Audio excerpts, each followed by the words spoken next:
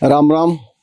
Me Prakash Mahajan and Mahajan YouTube चॅनलसाठी आपल्या प्रतिसादाची मला आवश्यकता आहे.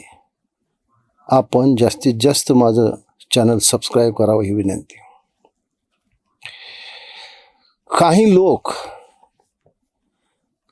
असे असतात, त्यांना तुपात तळा साखरेत गोळा, कडू ते कडूच असतात.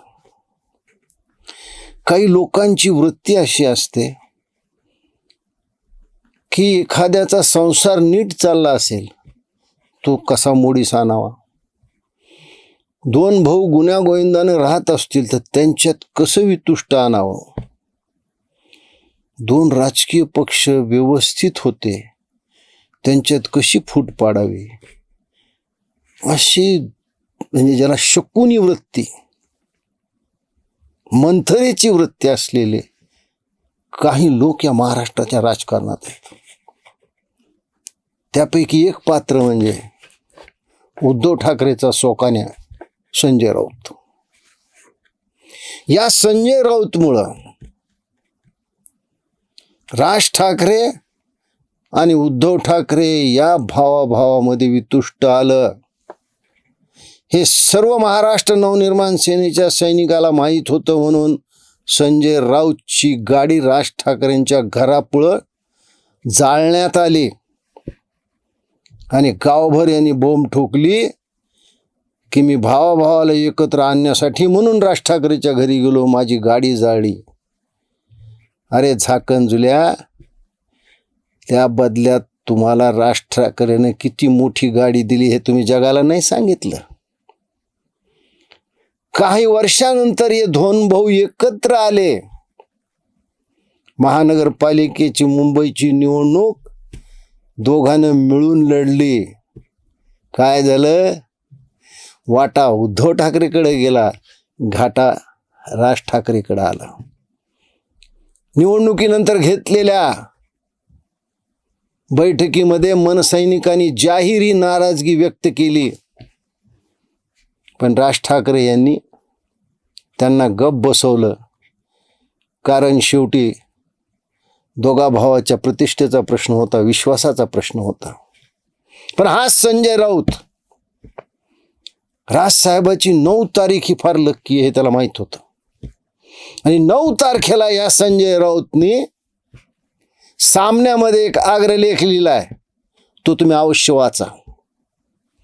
तसा संजय राऊत दिवसभर एकाच तोंडाने काम करतो, ते म्हणजे त्याचं वरचं तोंड. त्याच तोंडाने घाण बाहेर टाकतो, त्याच तोंडाने लोकांवर टीका करतो. काय टीका केली त्यात त्यांनी? कुणाला स्टँडिंग कमिटी पाहिजे, म्हणजे स्थायी समिती कायम पाहिजे, कुणाला कुंभमेळ्याचे कॉन्ट्रॅक्ट पाहिजेत, म्हणून महाराष्ट्र नवनिर्माण सेना ही एकनाथ शिंदे बरोबर गेली.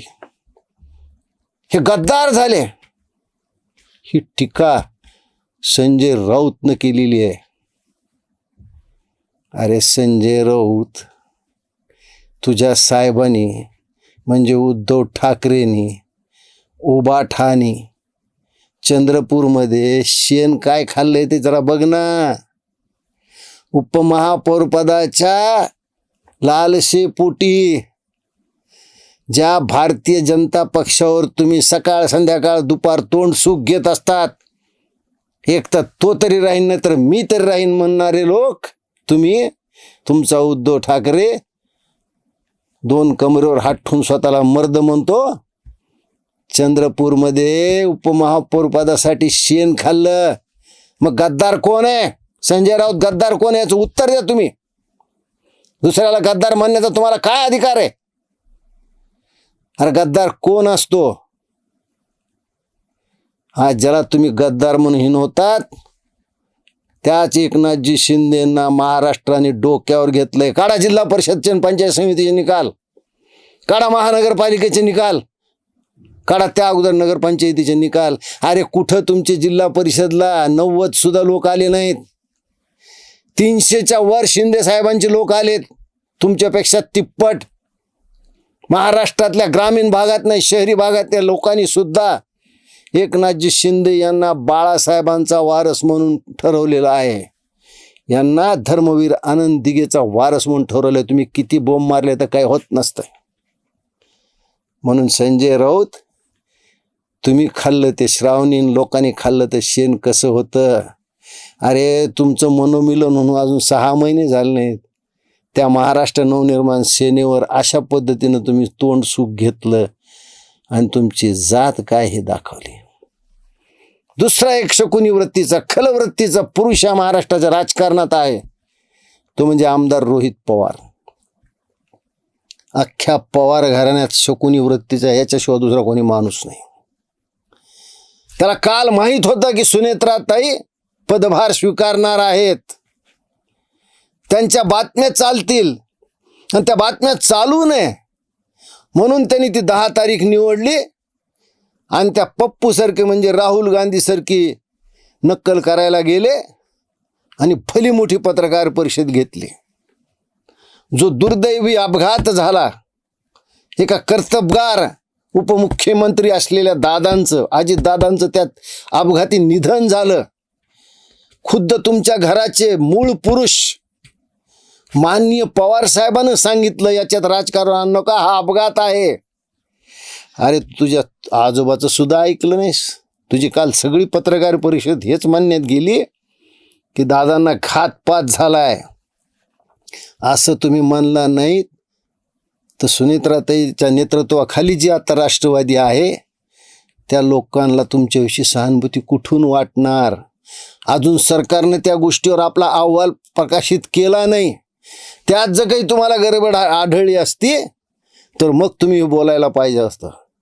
जर दादाचा घातपात करून कुणी मृत्यू घडून आणला असेल तर त्याला फाशीची शिक्षा जाहीर दिली पाहिजे, यात कुणाचंही दुमत नाही आहे. पण रोहित पवार, तुमचा स्वभाव असा आहे, तुम्ही अत्यंत कुचकट नीच वृत्तीचे आहात. म्हणून तुम्ही अशी पत्रकार परिषद घेऊन या महाराष्ट्रामध्ये एक द्वेषभावना पसरवण्याचं काम केलं आणि तुम्हाला माहीत होतं की सुनेत्राताई आज आपला पदभार स्वीकारतील.